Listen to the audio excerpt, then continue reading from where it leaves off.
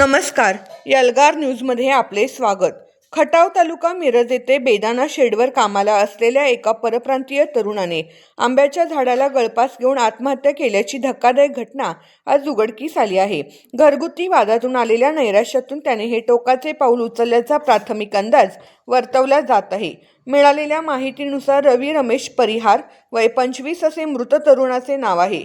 रवी गेल्या 1 महिन्यापासून खटाव येथील एका बेदाणा शेडवर मजूर म्हणून काम करत होता.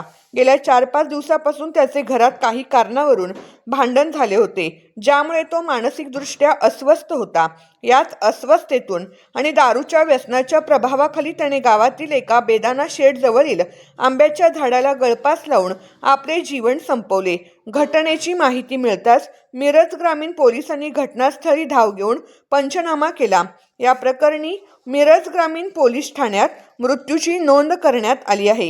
या घटनेचा अधिक तपास पोलीस हवालदार संदीप शिंदे करत आहेत. ऐन उमेदीच्या काळात तरुणाने आत्महत्या केल्याने खटाव परिसरात हळहळ व्यक्त केली जात आहे.